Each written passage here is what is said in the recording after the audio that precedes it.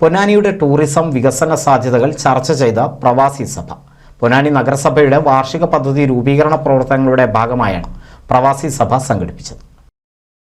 പ്രവാസികളുടെ ക്ഷേമ പദ്ധതികൾ പ്രവാസി സമൂഹത്തിന്റെ കൂട്ടായ്മയോടെ നടപ്പിലാക്കാൻ സാധ്യതയുള്ള നഗരവികസന ടൂറിസം പ്രൊജക്ടുകൾ എന്നിവ ചർച്ച ചെയ്തു.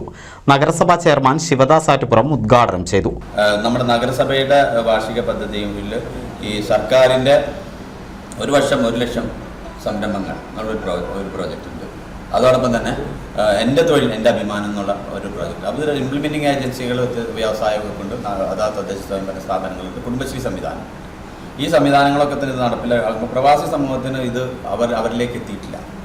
നമ്മുടെ ഇവിടുത്തെ നമ്മൾ ഓപ്പൺ സെഷൻസൊക്കെ നടക്കുമ്പോൾ തന്നെ അതിൽ പ്രവാസികളുടെ ഒരു ഇടപെടൽ, അത് പുതിയ സംരംഭകരായിട്ട് വരുന്നവരുടെ എണ്ണം വളരെ കുറവാണ്.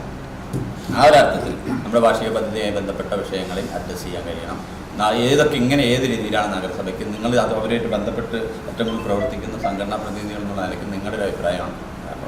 വൈസ് ചെയർപേഴ്സൺ ബിന്ദു സിദ്ധാർത്ഥൻ അധ്യക്ഷത വഹിച്ച ചടങ്ങിൽ നോർക്ക പ്രതിനിധി ജീജ പ്രവാസക്ഷേമ പദ്ധതികൾ വിശദീകരിച്ചു.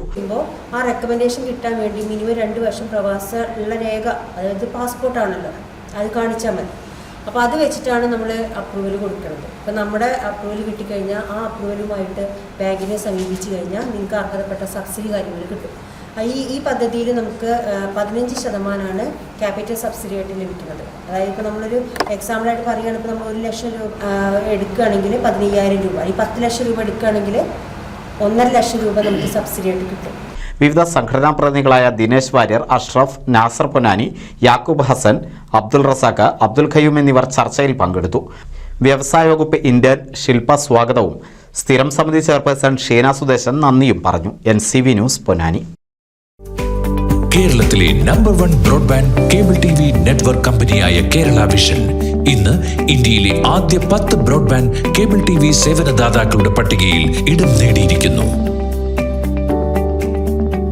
വിഷൻ സക്സസ് ആഘോഷിക്കാം ഈ അഭിമാന നേട്ടം.